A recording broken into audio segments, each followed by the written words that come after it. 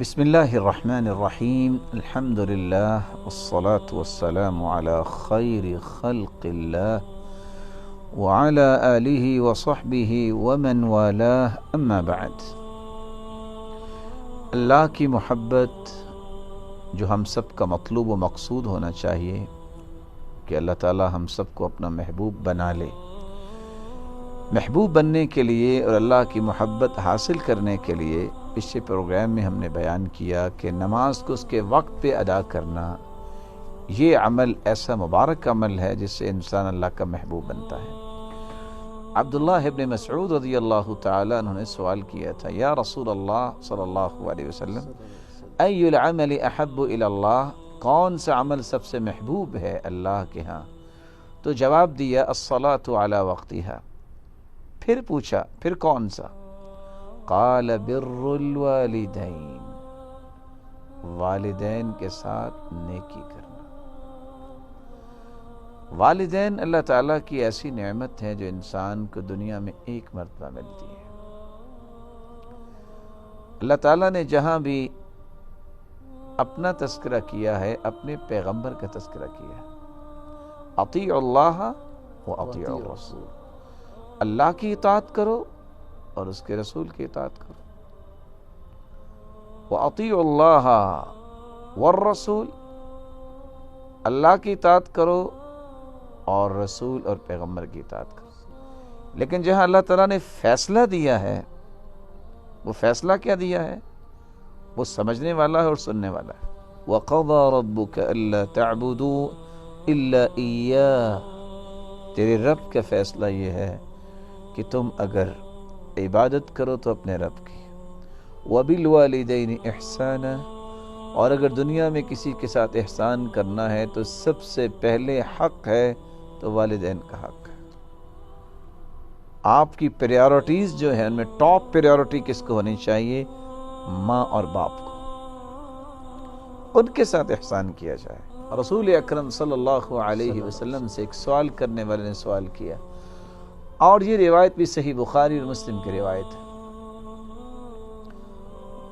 رسول اکرم صلی اللہ علیہ وسلم سے سوال کرنے والا سوال کرتا ہے کہ کون سا ایسا انسان ہے جس کے ساتھ میں سب سے زیادہ حسن سلوک کروں؟ تو رسول اکرم صلی اللہ علیہ وسلم نے فرمایا امک،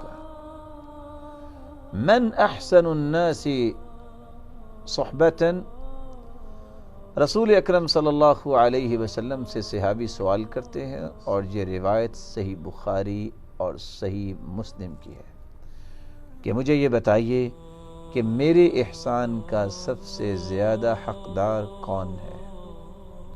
تو رسول اکرم صلی اللہ علیہ وسلم نے فرمایا امک، آپ کی والدہ گرامی۔ قلت ثم من، پھر کون سا؟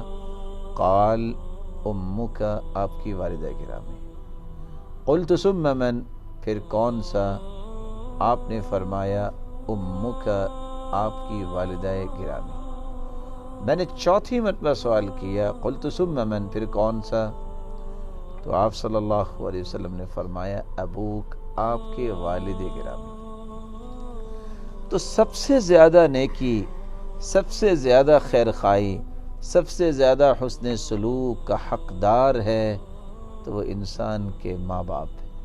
اور قرآن مجید بھی اس بات کی طرف اشارہ کر رہا ہے، اما یبلغن عندک الکبر احدہما او کلاہما، دونوں والدین میں سے اگر ایک یا دونوں بڑھاپے کو پہنچ جائیں، فلا تقل لہما اف، عربی زبان کا یہ لفظ ہے اف، اور شاید کہ ہم اردو اور پنجابی جاننے والے بھی اس کو سمجھ سکتے ہیں کہ آج انسان بہت مہذب ہو اور کسی بات پہ اس نے تأسف، اس افسوس کرنا تو کیا کرتا ہے؟ اف۔ عربی زبان میں سب سے کم درجہ جو ڈانٹ کا ہے وہ اف ہے۔ رسول اکرم صلی اللہ علیہ وسلم نے جو والدہ کے بارے میں 3 درجات کا تذکرہ کیا ہے اور والد کے بارے میں ایک بات بیان کی ہے، اس ضمن میں 2 گزارشیں آپ کے سامنے رکھنا چاہوں گا۔ سب سے پہلے تو ان لوگوں کے لیے یہ خوبصورت جواب ہے جو کہتے ہیں کہ اسلام نے عورت کو حق نہیں دیا، اور اس صحیح بخاری اور صحیح مسلم کی روایت کی روشنی میں ایک دانش مند اور عقل مند یہ کہہ سکتا ہے کہ اسلام نے تو عورت کو 3 حق دیے ہیں اور مرد کو 1 حق دیا ہے۔ اور دوسری جو میں گزارش کرنا چاہتا ہوں کہ اصل راز کیا ہے؟ والدہ کو جو تکلیفیں برداشت کرنی پڑتی ہیں، ان تکلیفوں کو سامنے رکھتے ہوئے شریعت نے اس کو 3 حق دے دیے۔ کس طرح وہ پیدائش سے پہلے 9 مہینے صبر کرتی ہے، کس طرح پھر ولادت کے وقت اسے تکلیفیں برداشت کرنی پڑتی ہیں، اور پھر اس کی پرورش میں کس انداز سے اسے اپنی زندگی کھپانی پڑتی ہے۔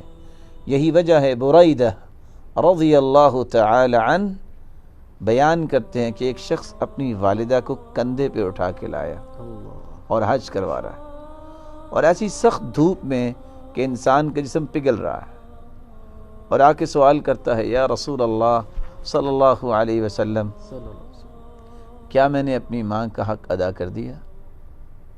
تو آپ نے جواب کیا دیا؟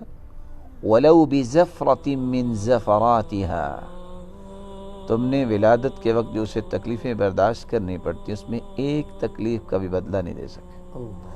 اور دوسری روایت کے الفاظ ہیں وَلَوْ كَقُلَامَةِ ظُفُرٍ، یہ ناخن جتنا بڑا ہوتا ہے تم نے اتنا بھی حق اس کا ادا نہیں کیا۔ اس لیے رسول اللہ صلی اللہ علیہ وسلم کے پاس جب ایک شخص آیا اور آ کے کہنے لگا کہ میں آپ سے مشورہ کرنا چاہتا ہوں، جہاد پہ جانا ہے، آپ نے فرمایا تم نے اپنے والدین سے اجازت لی ہے؟ جاؤ ان کے پاس جاؤ، فَفِيهِمَا فَجَاهِدْ، ان کی خدمت کرو، اس کا بھی اجر جہاد کے برابر۔ اور دوسری روایت کے الفاظ ہیں، رسول اکرم صلی اللہ علیہ وسلم نے فرمایا ان الجنہ تحت اقدام الامہات، ماں کے قدموں تلے اللہ نے جنت رکھی ہے۔ تو اس حدیث کی روشنی میں ہمیں سمجھ میں آتا ہے کہ اسلام کتنا خوبصورت دین ہے، اس نے حقوق اس کے مطابق دیے ہیں۔ اور یہاں ایک ضروری نقطہ جو میں ناظرین کو بھی پیش کرنا چاہوں گا، اسلام دین عدل ہے۔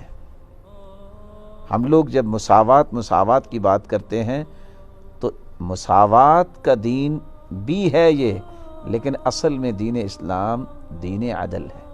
مساوات سے مراد یہ ہے کہ ہر ایک کو برابر حصہ ملے، کہ جو مرد کو ملا ہے وہ عورت کو ملے۔ تو دین اسلام دین عدل ہے۔ دین عدل کا مراد یہ ہے کہ وہ ہر ایک کو اس کے استحقاقات پورے ادا کرتا ہے۔ جس طرح اللہ تعالیٰ نے حق رکھے ہیں ان حقوق میں کوئی کمی نہیں کرتا۔ مرد جس کو باہر کام کرنا ہے، عورت کس طرح اولاد کے ساتھ جڑی ہوتی ہے، یا عورت کو 3 حق دے دیے اور مرد کو بھی 1 حق دے دیا، لیکن مرد کو محروم پھر بھی نہیں کیا۔ رسول اکرم صلی اللہ علیہ وسلم نے فرمایا کہ ماں کے قدموں تلے جنت ہے، تو باپ کے بارے میں فرمایا الوالد اوسط ابواب الجنہ، باپ جنت کا درمیانہ دروازہ ہے۔ آپ یہ کہہ سکتے ہیں جنت کا بڑا دروازہ ہے، کیونکہ عموماً جب آپ کوئی جگہ تیار کرتے ہیں تو درمیانہ دروازہ بڑا ہی ہوتا ہے۔ اس سینس میں وہ جنت کا دروازہ ہے۔ اور رسول اللہ صلی اللہ علیہ وسلم نے فرمایا رضا الرب فی رضا الوالدین وسخط الرب فی سخطہما، اگر کوئی شخص اللہ کو راضی کرنا چاہتا ہے تو ماں باپ کو راضی کر لے، اگر اللہ کو ناراض کرنا چاہتا ہے تو ماں باپ کو ناراض کر لے۔ تو اللہ تعالیٰ نے اپنی رضا اور اپنی ناراضگی کو ماں باپ کی رضا اور ناراضگی کے ساتھ جوڑ دیا ہے۔ اس لیے رسول اللہ صلی اللہ علیہ وسلم فرماتے ہیں دخلت الجنہ، میں جنت میں گیا، فسمعت قراءہ، میں نے قرآن مجید کی تلاوت سنی، فقلت من ھذا، یہ کون ہے؟ جواب ملا حارثۃ بن النعمان، یہ حارثہ بن نعمان ہے۔ کذالکم البر کذالکم البر وکان ابر الناس بامہ، یہ نیک انسان ہے، روئے زمین پر اس سے بڑھ کے کوئی ماں کی خدمت کرنے والا نہیں۔ اللہ نے اس کا بدلہ کیا دیا؟ وہ زمین پہ بیٹھے قرآن پڑھتا ہے، اس کی تلاوت کی لذت سے جنتی محظوظ ہو رہے ہیں۔ تو اس لیے بر الوالدین، والدین کے ساتھ حسن سلوک کرنا اور والدین کے ساتھ نیکی کرنا، یہ اللہ کے ہاں پسندیدہ عمل ہے، اور اللہ تعالیٰ اس وجہ سے اس بندے سے محبت بھی کرتے ہیں اور اپنا محبوب بھی بناتے ہیں۔ قرآن مجید کی آیت بڑی خوبصورتی کے ساتھ ہمیں سمجھا رہی ہے کہ اگر دونوں میں سے ایک یا دونوں والدین بوڑھے ہو جائیں فلا تقل لہما اف، اور ساتھ کیا کہا ولا تنہرہما، ان کو ڈانٹیے نہیں۔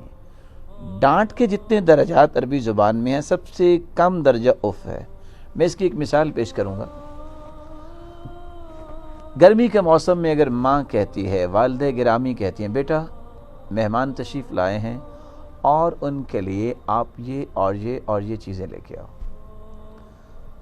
اوبیڈینٹ بچہ ہے اور وہ جاتا ہے سامان لے آتا ہے، والدہ گرامی کہتی ہیں بیٹا میں بھول گئی، دہی بھی لے کے آؤ۔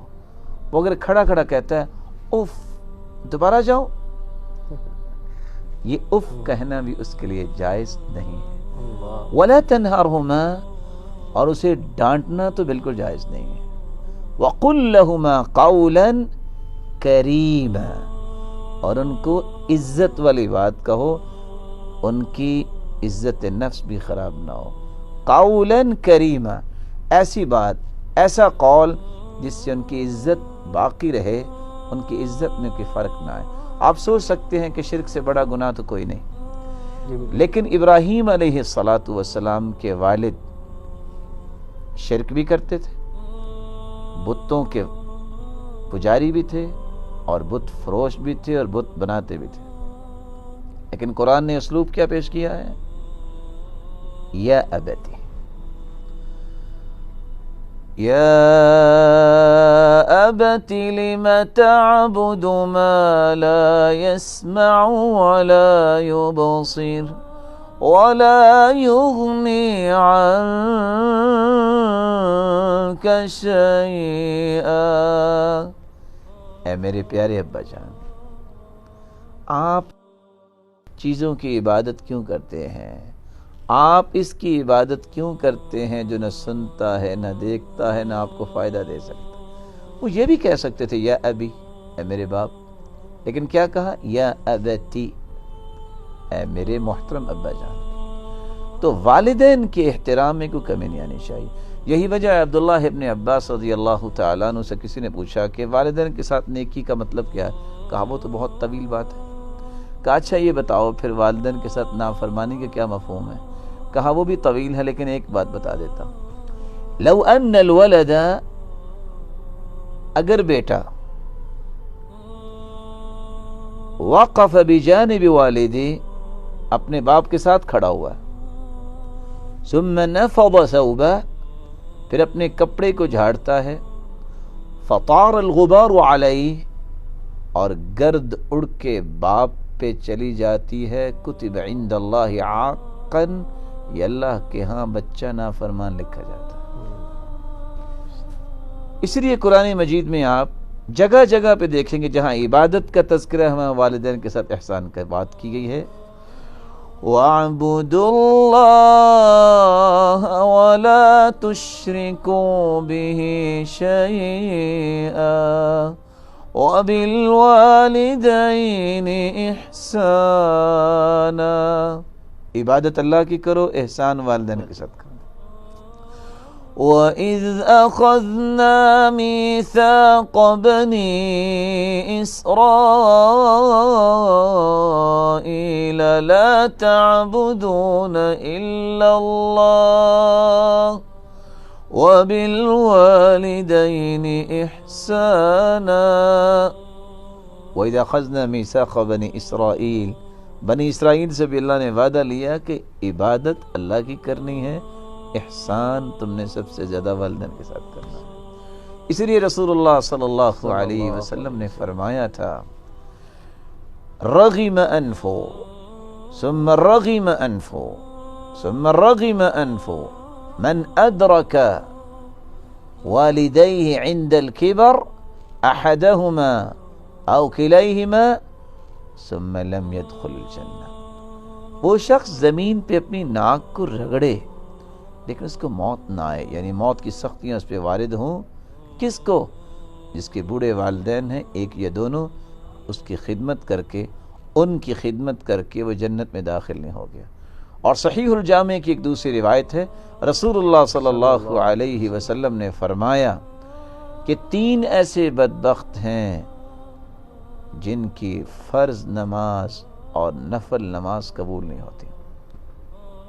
ثلاثۃ لا يقبل اللہ منہم یوم القیامت صرفا ولا عدلا. 3 ایسے بد نصیب ہیں جن کی فرض نماز اور نفلی نماز یا نفلی عبادت اور فرضی عبادت قبول نہیں ہوتی. کون کون سے؟ العاق، والدین کے نافرمان، والمنان، نیکی کر کے احسان جتلانے والا، ومکذب بالقدر، اور تقدیر کو جھٹلانے والا. اور ایک تیسری روایت صحیح الجامع کی ہے، رسول اللہ صلی اللہ علیہ وسلم نے فرمایا ثلاثۃ قد حرم اللہ علیہم الجنہ. 3 ایسے بد نصیب ہیں اگر وہ توبہ نہیں کرتے تو ان پہ جنت حرام ہے. کون کون سے لوگ؟